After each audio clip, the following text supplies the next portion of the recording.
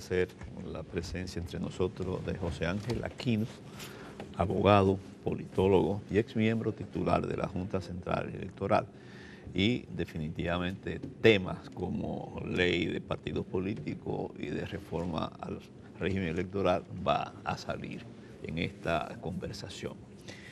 Pudiéramos empezar, Ángel, que nos diga qué sucedió en términos de competencia entre una decisión de la Junta Central Electoral respecto a la forma de calcular los votos para el orden en la boleta y el acceso a los fondos públicos, que modificó lo que existía.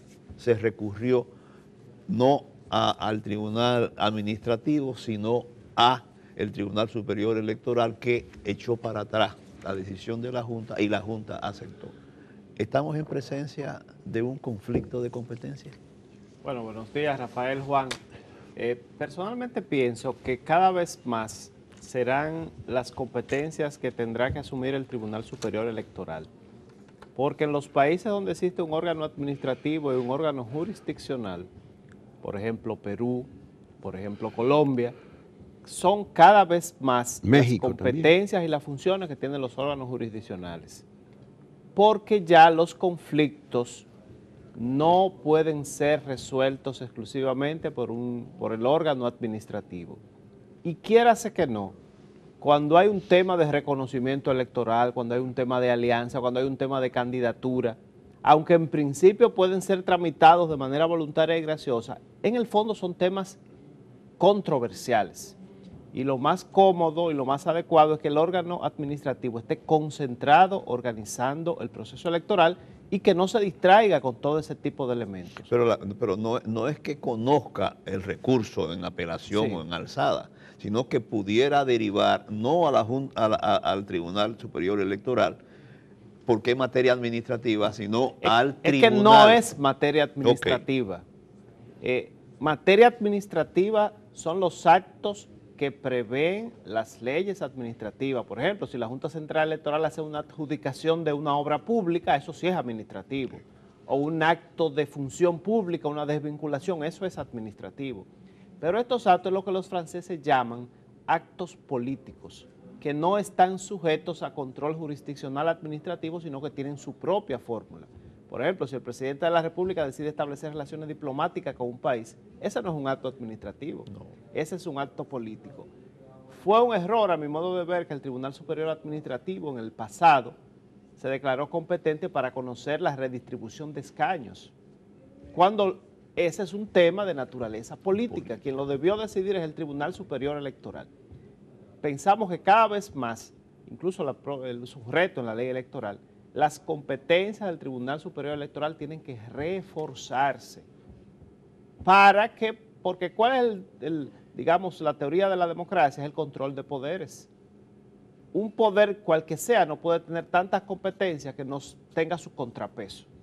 El contrapeso natural de la Junta Central Electoral es el Tribunal Superior Electoral. De manera que cualquier decisión que tome la Junta Central Electoral, si alguien se siente perjudicado, la pueda recurrir. ¿Qué pasó en este caso? Un partido político había solicitado a la Junta pasada que fijara un criterio para la distribución, el orden de la boleta y, en consecuencia, lo que tiene que ver, no tanto con el financiamiento público, porque el financiamiento público está más orientado, el que tiene más de un 5%, sí, sí, sobre todo el orden de la boleta. La Junta Central Electoral en ese momento debatió si tenía que hacerlo esa Junta o si era la próxima. Ganó la propuesta de que fuera la Junta pasada, pero por unanimidad se acordó el criterio de que fuera en base a los votos presidenciales. Por varias razones. Primero, ese ha sido el criterio que se aplicó hasta el año 1996, porque recuerden que en el 96 comienzan las elecciones separadas. Sí. Hasta el 94 tuvimos elecciones concurrentes. Y en esas elecciones el criterio era el nivel presidencial. Y lo segundo, que en ese momento se acordó que, como no sabíamos quién iba a quedar primero ni quién iba a quedar segundo, era, por así decirlo, un criterio más neutro. Digamos que esos fueron los elementos que tomó en cuenta ahora el Tribunal Superior Electoral para ratificar esa decisión en gran medida. Pero hay dos cosas. La primera es, eso no implica en el fondo una desconfianza en el Tribunal Superior Electoral por el carácter que se le ha visto como un órgano partidario, porque eso no ocurre en el Tribunal Superior de Tribunal Federal de República de México o en las organizaciones electorales de Perú y de otros países, que esté integrado por dirigentes y cuadros de los partidos políticos. No se supone que deberían ser juristas, partidarios, que no sean dirigentes de los partidos, precisamente para que tengan ese respeto, esa jurisdicción. Bueno, precisamente ahora que está convocado el Consejo Nacional de la Magistratura para el 15 de este mes, nosotros tenemos la esperanza de que precisamente prime el criterio de la cualificación técnica y profesional antes que un criterio partidario, porque lo ideal es que un órgano que va a solucionar conflictos jurídicos entre los partidos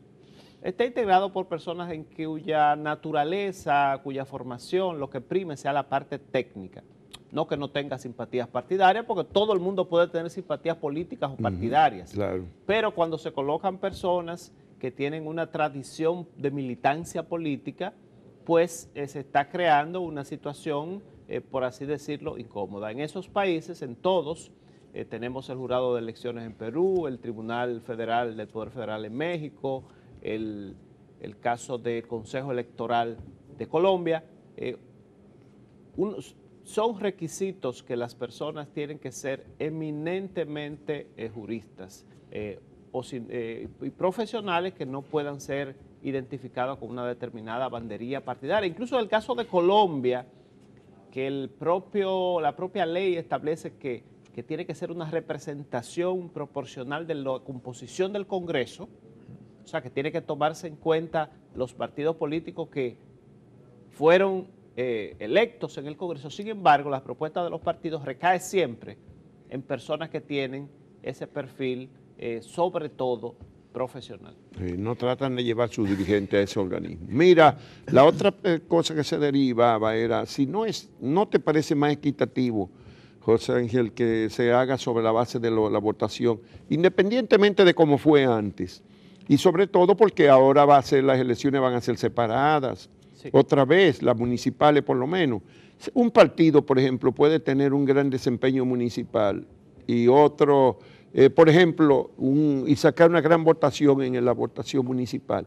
Y otro más chiquito le saca 20 votos más en la presidencial y no sacó nada en la municipal. O sea, no es más equitativo o igual en lo legislativo. Algún partido puede conseguir una buena votación en el nivel legislativo y no en la presidencial. No es más equitativo que el financiamiento sea la proporción de los tres niveles, porque los partidos son para los tres niveles, hay 3 votos, por lo tanto no es más justo eso. Algunos plantean ese criterio, incluso en el año 2006, 2010, el criterio que se utilizó fue una proporción entre los votos congresuales y los votos municipales. Pero también existe el otro criterio, nuestro sistema político es presidencial, no es parlamentario, no es municipal, o sea, el nivel de los 3 niveles, el nivel fundamental y el nivel que le da la configuración a los partidos políticos es el nivel presidencial. Incluso si un partido político, en la propuesta de partidos está previsto que si un partido político solo saca votación en nivel de un municipio, se pueda convertir en un movimiento político local, en un movimiento político independiente. Si es en un solo municipio, sí. Si es en un solo municipio. Sí, en uno solo. Entonces, digamos que en ese criterio también se refuerza la idea de que en nuestro sistema político el gobierno está a cargo del presidente y que esa es... Y no, las reformas políticas del Estado no deben de propender a disminuir ese presidencialismo que tanto daño hace al funcionamiento de los otros poderes del Estado. Yo creo que sí. Incluso pienso que ha habido varios esfuerzos. La propia Constitución del año 2010, por ejemplo, refuerza la función fiscalizadora del Congreso. Pero ese es un gran tema. Digamos, yo pienso que más que fortaleza del presidente, también hay debilidad de los otros órganos. Porque si uno se pone a revisar históricamente incluso, aunque en un órgano haya tenido mayoría el partido de oposición, con muy pocas excepciones, con la excepción de Jacobo Masluta cuando Sí. fue presidente del Senado, nunca del Congreso ha habido, por así decirlo, un cuestionamiento a la labor del Ejecutivo. O sea, en eso nos falta todavía No, mucho. hubo no solamente con Magluta, lo hubo con Atuey de Cans en la Cámara de Sí. Diputados, lo hubo, o sea, En lo ese que no periodo había, inicial del PRD. En el PRD fue que hubo más, y de eso se acusa al PRD como si hubiera sido una degeneración, cuando era un ejercicio de, un de la ejercicio pluralidad democrático democrática. de contrapeso de poderes. Sí, de contrapeso. Pero, por ejemplo, recordemos la primera gestión del presidente Fernández en que él tuvo minoría en el Congreso. Sin embargo, uno nunca recuerda ni siquiera un presupuesto que haya sido objeto de cuestionamiento. La primera confrontación en el PRD se dio justamente cuando Salvador Jorge Blanco y Peña Gómez introdujeron en el Congreso la ley de amnistía, unas cuantas semanas después que llegó al poder el PRD. Y el Ejecutivo, encabezado por los asesores del presidente Guzmán, creían que le podían dar larga a eso y a ver cómo administramos eso de poco a poco. Y el PRD y Jorge Blanco entendían que eso era un compromiso político y introdujeron una ley de amnistía que disgustó al presidente Guzmán. Se aprobó, pero el Congreso tenía esa facultad y eso fue un ejercicio democrático. Claro. Y recuerdo el caso de la presa Madrigal, cuando... Ese fue otro caso de la presa Madrigal, que el Senado se opuso. Pero ese es un acto administrativo. El acto político de la amnistía fue una decisión claro. del Congreso, que no era partidario del Poder Ejecutivo. ¿Y qué?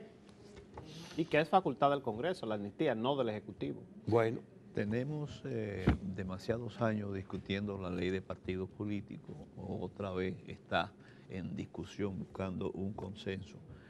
A tu juicio, ¿cuáles pudieran ser los puntos más conflictivos que han estado a la base de no haberse aprobado todavía?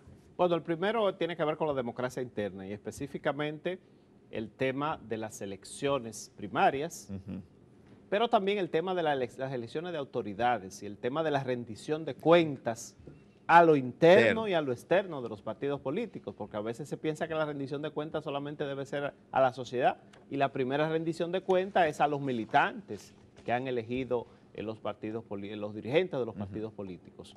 Con el tema de las elecciones primarias se sigue discutiendo si son simultáneas y se sigue discutiendo el tipo de padrón. A nuestro modo de ver, el tipo de padrón preferente debería ser un padrón cerrado, o sea, que cada partido trabaje un proceso de depuración de su padrón electoral. Ahora los partidos políticos tienen padrones de 3 y 4 millones de personas que todos sabemos que son irreales, pero además eso tiene otro factor negativo y es que aumenta el clientelismo, porque no es igual usted promoverse para candidato presidencial ante un universo de 2 millones o de 3 millones que ante un universo de 300 o 400 mil personas. Si revisamos los partidos españoles, por ejemplo, todos tienen una militancia de máximo de 200 o 300 mil personas y son partidos políticos que movilizan millones de electores. Entonces, lo primero es sincerizar los padrones electorales e igual que en América Latina, ponerlo bajo control de las autoridades electorales. Eliminar la doble militancia, eso de que hay personas que están en 3 partidos, muchas veces para pedir prebenda de 3 partidos, eso hay que definitivamente eliminarlo. Y ya con un padrón depurado, puede ser las elecciones simultáneas o pueden ser en un periodo de 45 días y no habrá, pienso yo, más inconveniente.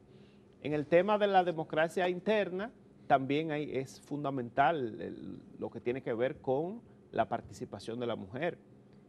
Tenemos que avanzar ya al rango de paridad, un 40-60% por lo menos, como dicen los españoles, que se fijaron ese criterio, tanto para las candidaturas como para los dirigentes, porque los cargos dirigenciales de los partidos. Los partidos políticos son la puerta de entrada a la política. Y a veces se dice, no hay mujeres, pero la verdad es que más del 60% de los militantes son mujeres. Entonces no hay mujeres en los cargos de dirección, pero para poner afiches, para hacer política en la calle, para buscar el voto, sí las hay. Entonces, democracia interna hoy es participación paritaria de la mujer. Eso no se puede de ninguna manera quedar. ¿Y el voto preferencial? Bueno, el voto preferencial no está en la ley de partidos, eso sería ya en la ley electoral. Nosotros pensamos que en principio no hay condiciones para aplicarlo a nivel municipal. En el caso, aun cuando las elecciones sean separadas, porque todo el mundo lo piensa en función de todo el paquete, pero ¿y si las elecciones municipales van solas? No hay más posibilidades que de deben ir solas la tercera semana van de febrero. solas van ahora, solas.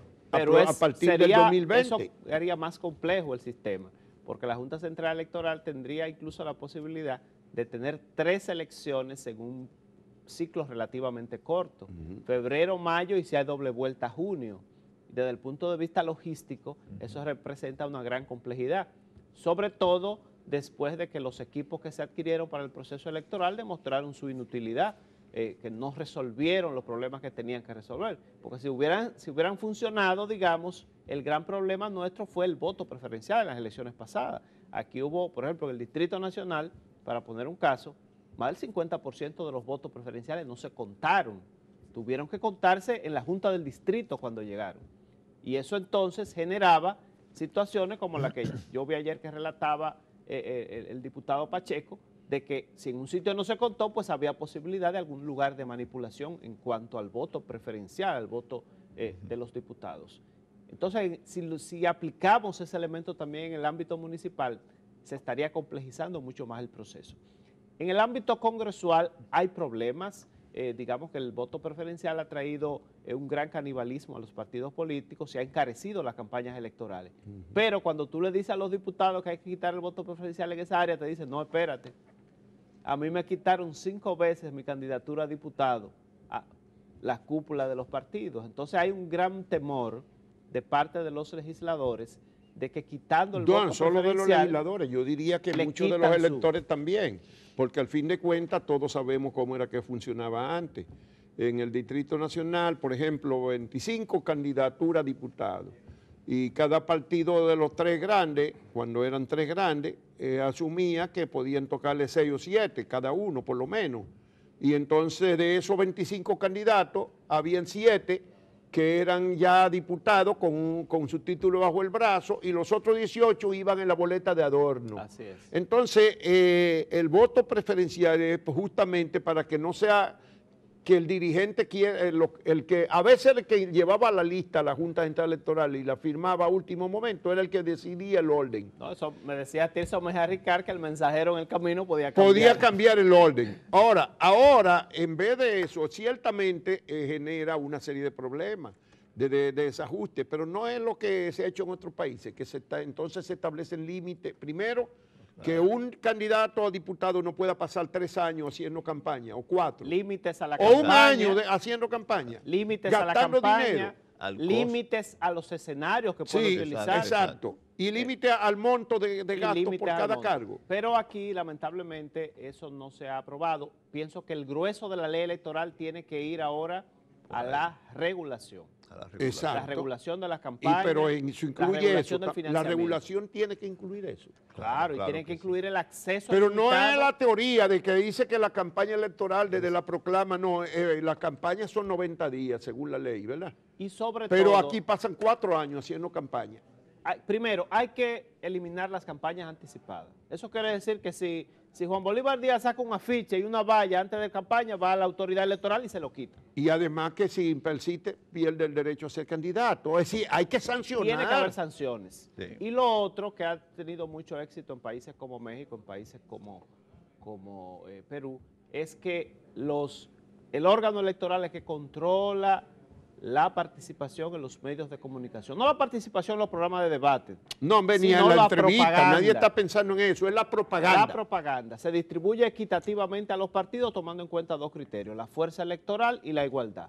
Un 30% de manera igualitaria y un 70% en base a la fuerza electoral. Y eso genera, no una equidad absoluta, que es imposible, pero un principio de equidad. Y además controla el gasto, porque cualquier tipo de publicidad fuera de esa es ilegal, y entonces ya no se puede hacer ese gasto excesivo en la campaña. Entonces, y en la pre-campaña igual, porque hay gente que cree que nada más la campaña electoral... Al contrario, las pre-campañas son más controladas, porque se supone que son campañas internas. Entonces, si son campañas internas, usted no puede estar... Y, por ejemplo, un candidato a senador en Barahona se debe estar anunciando aquí en los periódicos, en las estaciones de radio de la capital. No tiene ningún sentido, porque cuando, además...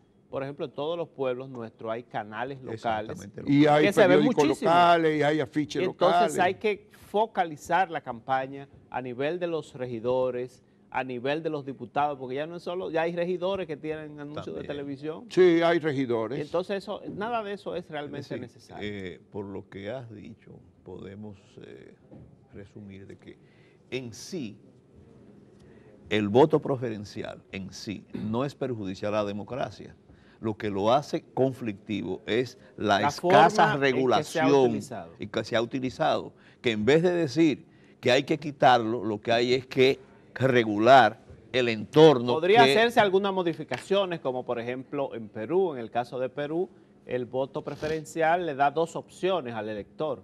Es decir, usted puede votar por 2 diputados en vez de 1. Bueno. Eso lo haría un poquito más complejo, pero también permitiría una mayor libertad del elector. Pero realmente los problemas que se causan como resultado de la aplicación del voto preferencial no son intrínsecos al voto preferencial, sino que tienen que ver con la forma en que se aplica. No es más bien que deberíamos... Y la ausencia de regulación. Exacto. No deberíamos más bien ampliar las facultades del elector. Por ejemplo, que pueda votar por una lista de diputados de un partido y por el senador de otro. Sí. No sería lo justo al derecho a elegir, no es lo contrario. En vez de quitar el preferencial, aumentarlo al senador. Hay un proyecto de ley que había presentado el senador Tommy Galán hacía 2 periodos que planteaba eso, que es la separación de los niveles, tanto del senador de los diputados como del alcalde y los regidores. Igual, alcalde y regidor, igual. Nosotros pensamos que esa propuesta hay condiciones ahora para que se apruebe, porque incluso casi la mayoría de los legisladores con lo que habíamos conversado están de acuerdo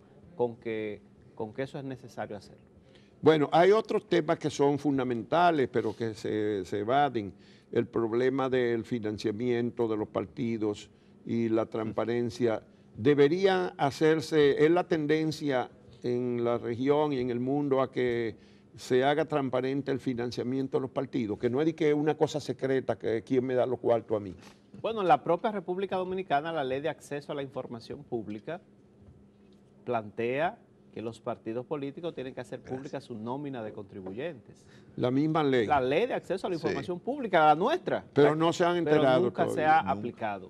Nosotros pensamos, y más con estos escándalos que ha habido en toda América Latina, que hoy más que nunca, para acreditar la actividad política, se hace necesario que se diga quiénes son los contribuyentes. Hay países como Estados Unidos incluso que ha decidido no poner límites a las donaciones, pero usted tiene que decir quiénes son los que donan para que el elector tenga el derecho de saber que detrás de su candidatura está el lobby de las armas o está el lobby del petróleo en Estados Unidos, ¿verdad? Sí. Aquí debe ser lo mismo. Hay personas que dicen, no, pero que si se hace público hay empresarios que no van a dar, eso no es verdad. Los mismos empresarios han dicho, exacto, primero que normalmente ellos contribuyen con varios partidos, sobre todo con los que tienen en las encuestas más posibilidades, como es lógico. Y segundo, que no es que se van a sentir aquí limitados por aportar. Eso era otra en época de autoritarismo, no vivimos ya en la época de Trujillo o en los 12 años, donde tú decías, bueno, el PRD, que era la oposición, tiene a quién, a Brea Peña, solamente, ya no es así. Ya hay una diversidad de aportes. Y luego está con eso, Juan Rafael, lo esencial, señores. O sea, nosotros tenemos que evitar que el dinero de actividades ilegales se coloque a dirigir la política.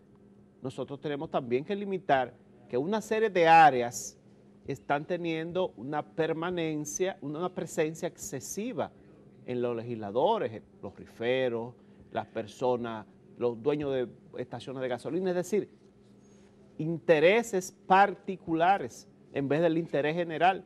Y eso no se logra si no hay controles, si no hay control sobre el presupuesto, si no hay control sobre quiénes son los que están aportando. Ahora, sin control, vamos a decir, regulación efectiva de campaña, duración y monto de gasto de la campaña, habrá siempre una motivación para buscar dinero. Entonces, creo que se hace necesario esa regulación para abaratar el costo de la política.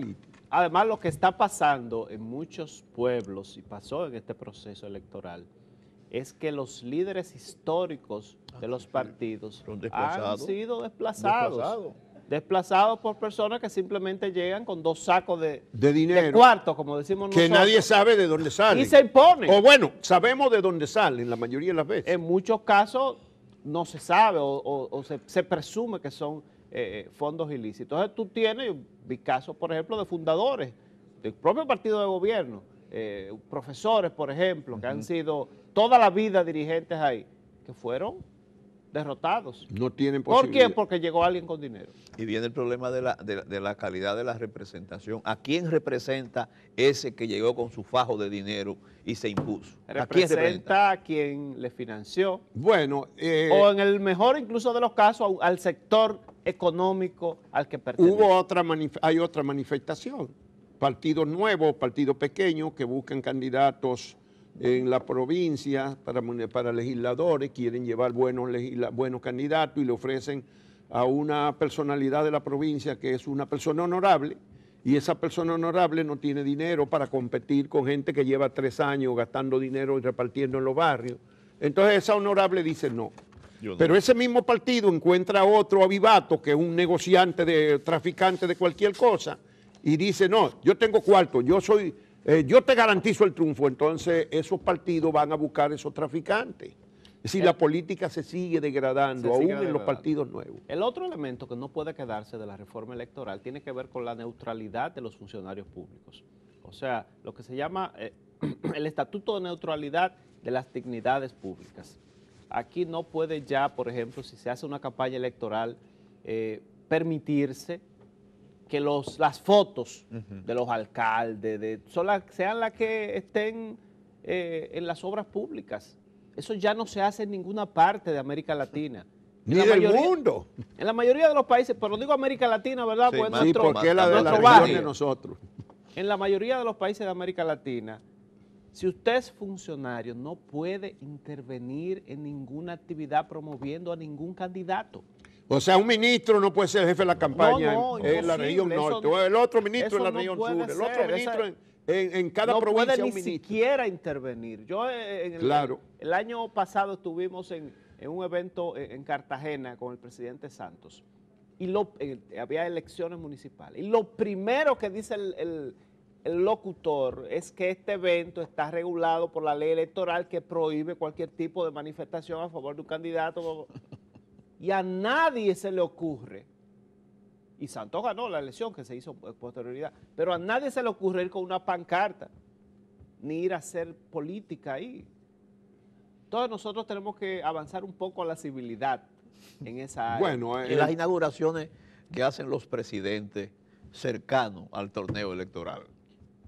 Todo eso hay un periodo en la mayoría de los países de América Latina en que eso no se puede hacer. Lo cual no quiere decir que no se ponga en funcionamiento, la obra. Sí. Claro, pero la obra tú la pones en servicio y la inauguras después, cuando pase la campaña. Pero si tú eres candidato, si tú quieres hacer un acto, ya tienes que limitarte de todas esas actividades. Sí. Entonces nosotros tenemos necesariamente en la ley electoral que avanzar hacia esa parte. Yo diría que la ley de partidos se avanzó mucho, está bastante desarrollada, la ley electoral todavía hay que trabajarla más, sobre todos esos aspectos. Hay muchas otras propuestas, por ejemplo, no sé si conoce el proyecto que presentó Participación Ciudadana, ahí hay una serie de, por ejemplo, se plantea prohibir que se aumente el gasto social, la distribución, los planes sociales del gobierno en la campaña electoral. Sí, eso es lo que se ha analizado mucho a nivel no solamente de América Latina, sino del mundo.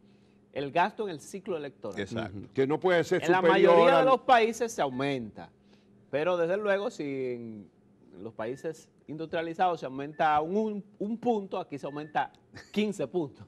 O 50. Entonces necesariamente eso tiene que limitarse. Yo he visto incluso ayer, estuve viendo otra de las propuestas que hizo, que parece que va a ser uno de los partidos, el PRM, que tiene que ver con el voto obligatorio y que hoy uno de los periódicos lo reseña, y que es un tema que en países como Ecuador, Bolivia, tiene mucho tiempo aplicándose y que, bueno, hay que analizarlo, hay que ver los pros y los contras de esa situación. Sobre todo, me parece que lo que se está buscando es imponer una sanción a quien no vote para así evitar la compra de cédulas. Sí. Ese, digamos, sería otro de los Ese temas. es el objetivo. Sí. Pero funciona en algunos países, por ejemplo en el Perú, como funciona es que la gente tiene que presentar el documento de identidad donde se establece si votó o no votó. Y entonces el que no votó va a cambiar un cheque y ahí entonces tiene que pagar la multa. Aquí había una tradición, sobre todo en otras épocas, en que eso se veía como un elemento de represión. De represión. Incluso sí. las personas salían a ponerle a la cédula vieja del cartón un sellito que decía votó, Sí. para así evitar ser detenido. Sí, pero por la si no había policía. eso en el 70, en el 74, fue así porque no había oposición en la candidatura. Pero la oposición pensamos no que participaba. ya esas circunstancias, digamos, están Ya, superadas. Y entonces perseguían al que no votó porque era indicio de que era de oposición. Exacto. Así. Entonces por Exacto. eso era que tenía sentido ponerle el sellito clandestinamente para evitar eso. Pero pensamos que por fortuna ya esas circunstancias están Ya, superadas. Sí. superó. Lo importante, a mi modo de ver, es que la propuesta que salga tenga un alto consenso. Fíjense que el legislador constitucional creó la figura, artículo 112 de la Constitución, de las leyes orgánicas. Que son leyes, en este caso sobre 10, régimen electoral, régimen de partidos. ¿Por qué? Porque entiende que estas leyes tienen que tener un alto consenso, porque son las que regulan la vida política. Correcto. Y entonces se plantea ahí que las 2/3 partes de los votos de los legisladores tienen que Bueno, aprobarlo. finalmente parece algunos partidos han querido limitar el debate al problema de si las elecciones primarias deben ser simultáneas o no, y si deben ser con el padrón universal o el padrón de cada partido. Tú te manifestaste en favor de que cada partido tenga su padrón y debería ser lo lógico. Pero para superar esa diferencia, ¿ofendería a alguien que la ley diga que puede ser cualquiera de los dos sistemas siempre que garantice esto y esto? Y que la Junta tenga esta facultad para vigilar. Porque el partido que quiera hacerlo con el voto universal de la Junta, si lo quiere hacer, puede tener facultad para hacerlo. Pero si lo quiere hacer con su propio padrón, lo hace, pero también está regulado cómo tiene que funcionar ese padrón. La verdad es que yo preferiría que se estableciera Cerrado. uno u otro sistema de manera clara. Pero no, las dos Pero cosas no que se dejara- no superaría el debate, las dos cosas. Podría superar el debate, pero dejaría entonces en ciernes un problema mayor.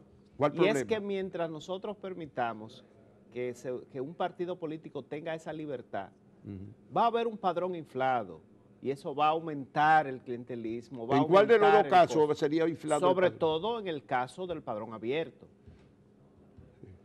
La solución es que los partidos políticos tienen que sentarse y depurar su padrón. Esa es la ideal. Si uno revisa todas las primarias, y me correspondió a mí hacerlo en un momento determinado, el conflicto ha estado en el padrón electoral. Yo pienso lo mismo, que Y yo tiene creo que que ser- lo correcto es eso, pero yo para superar el debate yo diría, bueno, pues pónganlo los dos. Pero la otra cosa es que sean simultáneas o no sean simultáneas. ¿Cuál es la diferencia en que tengan Para que- mí eso no- puede ser eso dentro, no dentro de un periodo de tiempo determinado, La propuesta- a más tardar tanto día antes de La propuesta de la Junta se planteaba en 45 días. Sí, Porque ¿qué es lo que se quiere? Bueno, que no se dure tanto tiempo haciendo campaña. Exacto. exacto. Y segundo, que una no interfiera con la otra. Pero si ya hay un padrón cerrado y depurado, no habrá interferencia. Porque yo sé que estoy en el padrón del partido A y si estoy en el padrón del partido No. A, no puedo ir al padrón del partido B a votar. Punto. A nosotros nos Bueno. resolvería mucho que los partidos políticos depuraran su padrón y que sean padrones cerrados. Eso ayudaría mucho a la actividad política. Si Bueno. nos retrotraemos a la época de los 70, las primeras primarias, por ejemplo, en ese periodo que mencionábamos hace un rato, esa lucha, yo recuerdo en mi pueblo, por ejemplo, entre Jorge Blanco y Jacobo Masluta. Era un padrón cerrado. Fue la primera, con el llamada la fórmula Ovalle, Sí. que votaban, se elegían 3 en cada comité de base. Y eso transcurrió en bastante orden, a pesar de que una época que no se usaba la informática ni nada de eso.